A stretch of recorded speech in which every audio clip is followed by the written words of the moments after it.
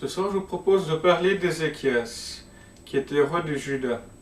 Mais tout d'abord, je vous propose de prier. Seigneur, je te demande que tu puisses nous parler à travers ta parole, Seigneur. Que ta parole puisse nous ouvrir les yeux sur notre situation actuelle, que nous puissions grandir avec toi, Jésus. Merci. Amen.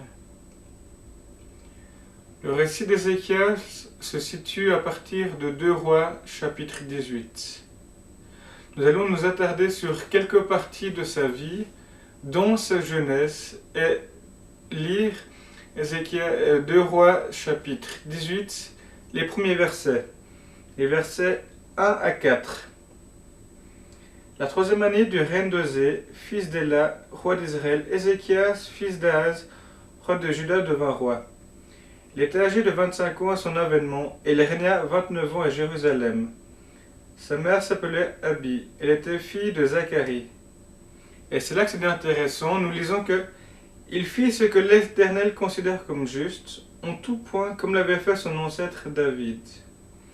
Il fit disparaître les hauts lieux, briser les stèles des idoles, couper le pieu sacré de la déesse Asherah. Il fit aussi mettre en pièces le serpent de bronze que Moïse avait fabriqué, car jusqu'à cette époque-là, les Israélites faisaient brûler des parfums pour lui. Elle l'appelait Nehushtan. Ce texte est intéressant parce que nous voyons que à l'heure actuelle du récit, Israël est détourné de l'Éternel. Israël a abandonné l'Éternel. Il y a eu de multiples rois depuis David et beaucoup ont fait le mal. Mais là nous voyons qu'Ézéchias fit ce que l'Éternel considère comme juste. Et je trouve que ce récit est intéressant parce que comme nous voyons au verset 2, on voit que ce n'était pas un vieux roi, ce n'était pas un roi âgé ou vers la fin de sa vie seulement il fit ce que l'Éternel considère comme juste. Nous voyons au verset 2 qu'il avait 25 ans son avènement.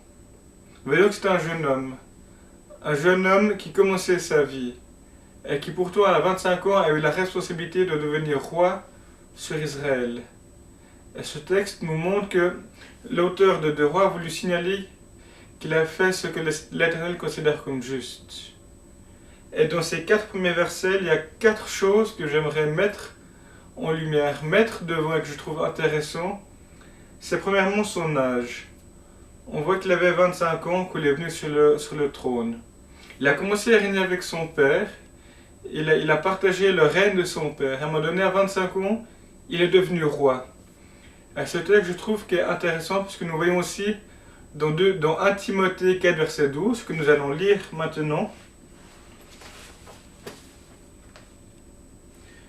que personne ne te méprise pour ton jeune âge, mais efforce-toi d'être un modèle pour les croyants par tes paroles, ta conduite, ton amour, ta foi et ta pureté. L'apôtre Paul encourage Timothée à être un exemple, et que personne ne doit mépriser son jeune âge. Timothée était jeune, quand Paul l'a appelé. Et pourtant, on peut dire à Timothée qu'il doit être un modèle, qu'il doit être un guide, qu'il doit être un exemple pour ses contemporains. Ézéchias, de la même manière, était tout jeune. Il était entouré de conseillers, de gens qui lui disaient ce qu'il devait faire.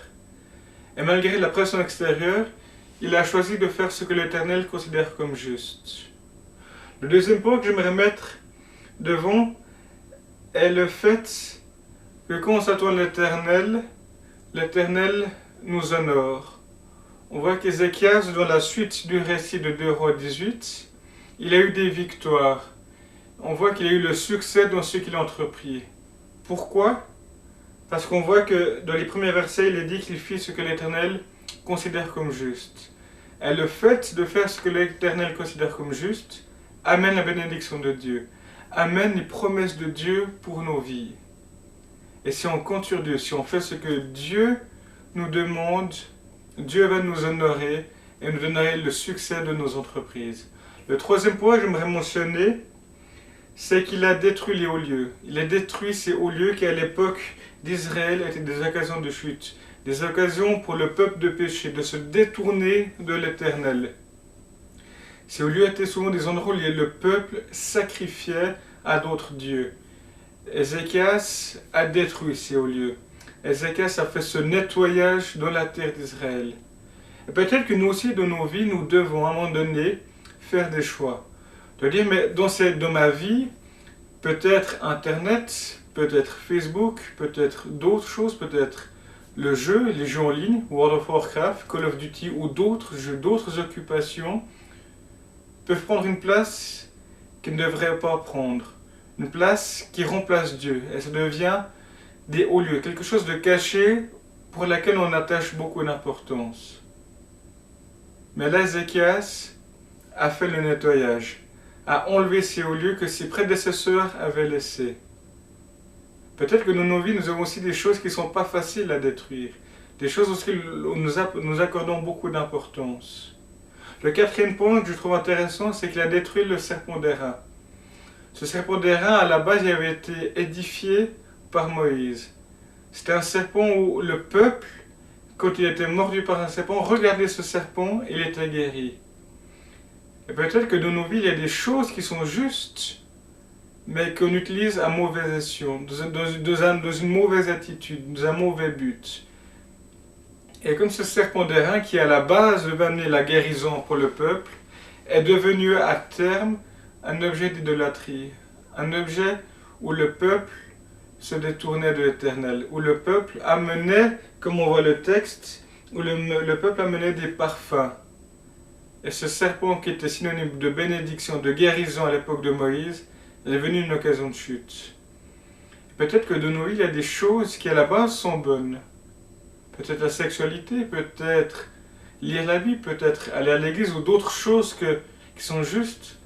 Mais des fois, on les utilise à mauvais escient, peut-être comme prétexte. Et là, tout d'un coup, ça devient quelque chose de mauvais. Et Ézéchias a eu ce discernement. A eu ce discernement de savoir que c'était beau être Moïse qui l'avait édifié. Pour le peuple, c'était devenu une occasion de chute. Et maintenant, pour résumer, on peut voir que Ézéchias, malgré son jeune âge, a fait confiance à l'Éternel. C'était un homme d'un cœur droit, c'était un homme intègre, juste. Et peut-être que de nos vies, nous ne sommes pas justes. Peut-être qu'il y a des choses cachées. Et ce texte peut nous encourager à mettre en lumière, à dire oui Jésus. Dans ma vie, il y a des choses qui ne t'honorent pas. Peut-être que dans ma vie, j'ai encore des idoles, des choses qui me sont sacrées. Et viens m'aider à les couper, viens m'aider à les ôter de ma vie, afin que je puisse marcher avec toi dans l'intégrité. Je vous propose de finir par prier. Seigneur, merci pour ce qui a été dit. Et Jésus, je demande que tu puisses nous montrer quelle est ta volonté. Que tu puisses nous montrer de nos vies ce qui ne vient pas de toi. Ces choses qui prennent une place qu'elles ne devraient pas prendre. Et Seigneur, qu'avec ton aide, nous puissions les ôter. Et que nous puissions marcher dans l'intégrité avec toi. Et que tu puisses honorer nos actes. Et que nous puissions être justes devant toi. Et avoir une vie qui t'honore, Jésus. Amen. Amen.